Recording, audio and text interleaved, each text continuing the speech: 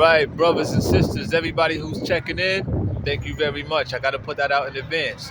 Peace, love, and light to everybody. My name is Leo Azir, and consider this to be another episode of Blue Chocolate Radio.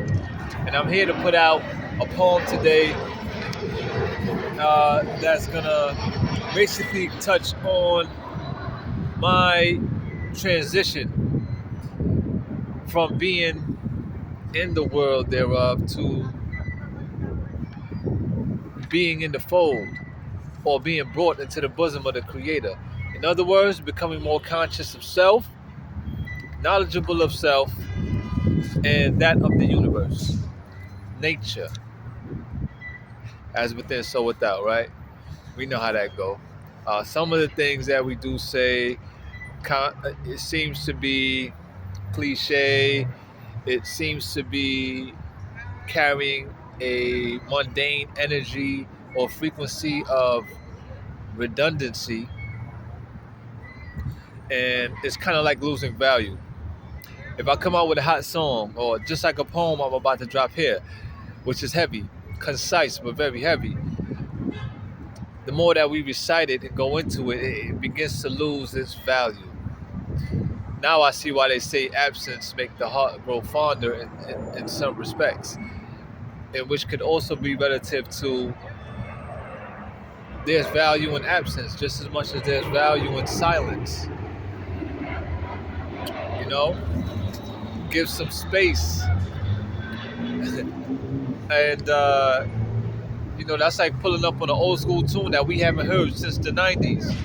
You hear it, it gives you chills, depending on what was taking place at that particular time for you, which it could possibly be sentimental, it could be lively and energetic because you was at the dance, at the school dance, in the gymnasium, you know what I'm saying, by the bleachers. Hint, hint to some of my people of junior high school, 263 Marcus Garvey in Brownsville, Brooklyn. Yeah, wonderful, wonderful, wonderful. But what I'm going to be, touching on is, basically what has happened throughout the course of time. Even though I won't be getting specific with time, this is why I'm prefacing this poem with what I'm saying here, is that I took it from a point of where something changed in my life. I made some changes. I started to see things differently. And not only see, but like calculate. And in essence, some things were beginning to recalibrate. And that's a norm when you get that quickening, because that's actually part of the title, which is called Astronomical Quickening. Okay, so I just want to let y'all know that it comes from a point where I've made some changes in my life and I've seen some things happen, and now that I'm being brought into the fold of the spiritual world and that of the Creator, I would have to say, I have been shown my assignment. I have been shown what to do. In part, I have been told to keep the faith, and I'm speaking on it. In addition to that, of being told, of course, time is past, present, and future, right? So everything is happening simultaneously, right? That's just one of the trinities right there, one of the most powerful trinities, which is why the time stone, as I said in the previous video, a couple videos back, I kind of touched on it and said, yeah, the time stone was the most important stone of the movie in the Avengers. Why? Because time encompasses all things. Everything is happening within and around time. Past, present, future. A minute ago, or matter of fact, let me start a half an hour ago. I was just saying I'm going to come by this seat. I'm gonna start my video and I'm gonna put out this poem today. That was the past. The future is manifesting and I'm here. That's how short of an instant things could be done, manifested, brought into fruition. Now it may not always come out the way we want it to, but and there's a lot of things to factor in when it comes to that. If we want to be thorough and specific in regards to certain things, depending on what is it that we're trying to achieve or establish. But yes, I just had to give a little, I had to give you a little idea there. So I've been told what to do, and this is not just touching on my imagination.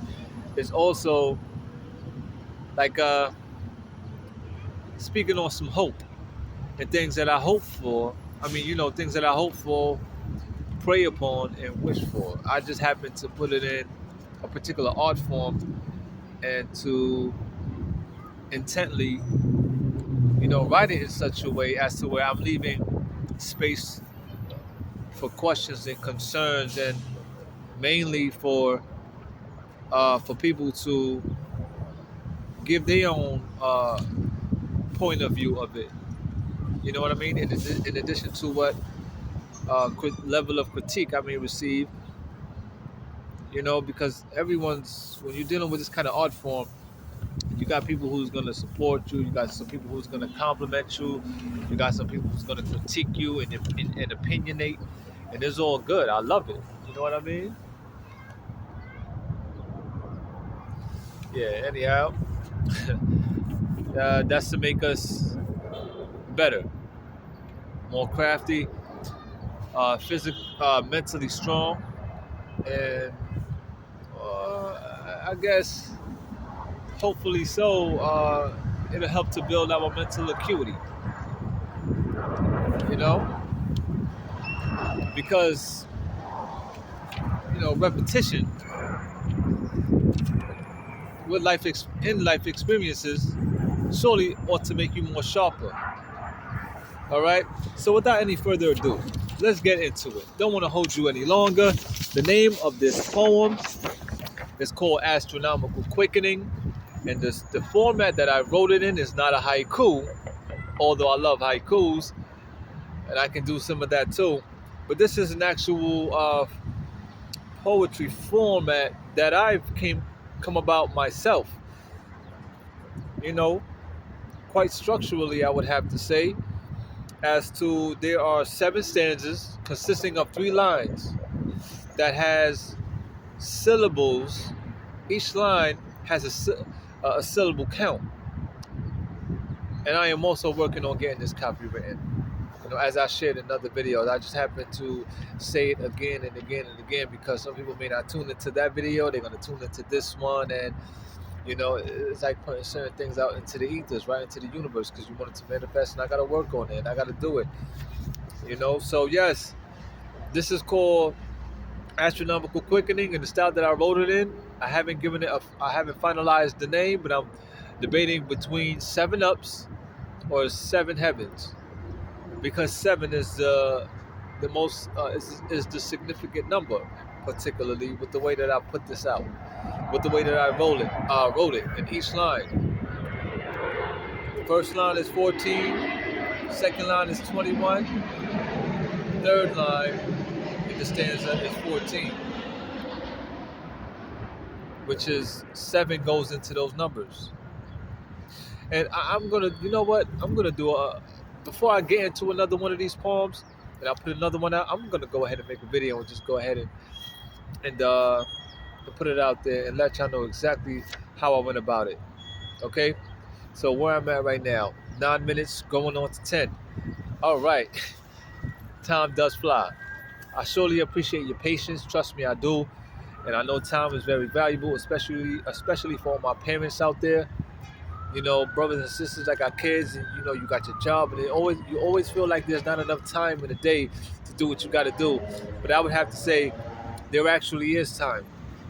It's a matter of how we manage it, prioritize it, compartmentalize it, to basically not fix, but to fit our needs in accordance to what is it that we're trying to achieve and establish in our life, because many things has been imposed on us as to where we feel like there's never enough time in the day, but there actually is. Because I'm gonna tell you something, can't nobody stop that clock at whatever time. Can't nobody say, you know what, today I don't want it to be 24 hours, I want it to be 26 hours. That's the ordinance of God. That's the ordinance of the Creator. Although, actually, let me step back a little bit. It has been put in a way that 24 hours is set, 12 in the day, 12 for the night, and yada yada yada. And actually, in all reality, because because I'm quite knowledgeable of some things, and I tend to I continue to quest certain things. The whole idea or concept of the day and night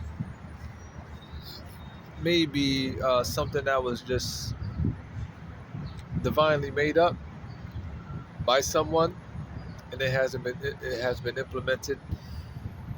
And I think that's just what we follow. Just like there's many uh, calendars out there, and to the one that we follow is known as the Gregorian calendar.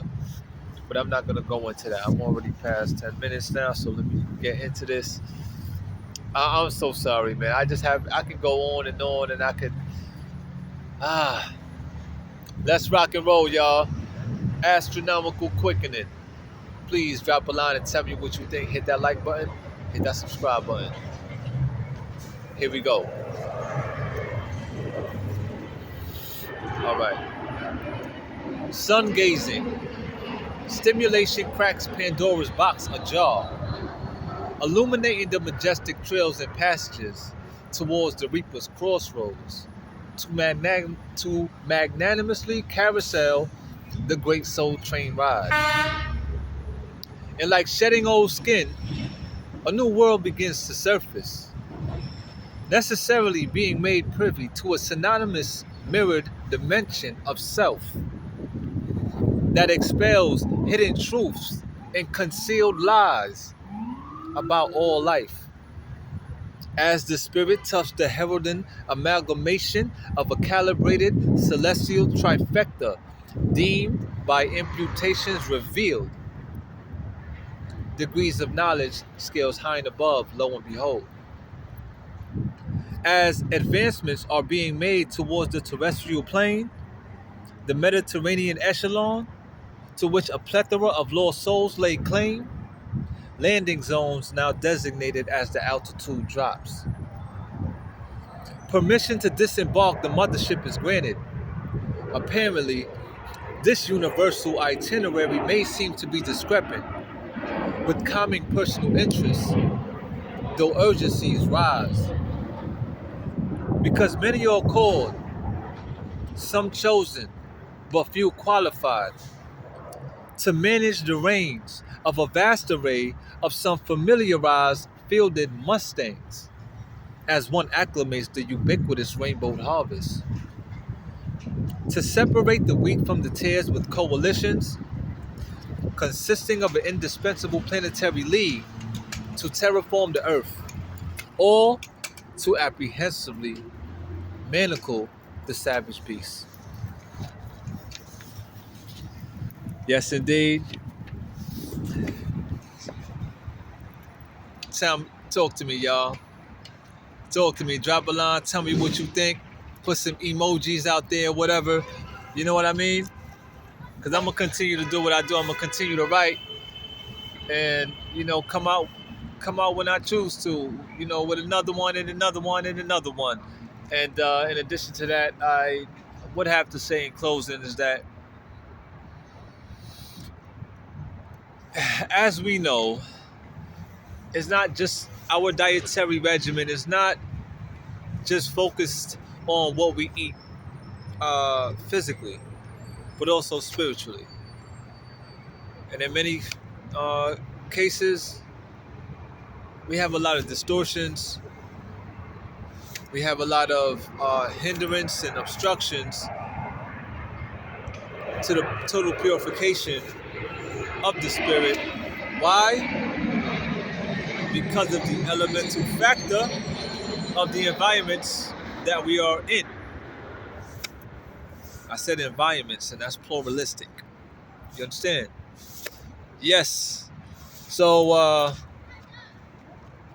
we do the best that we can, and this is not to say to do the bare minimum, but to stay grounded, becoming more fortified.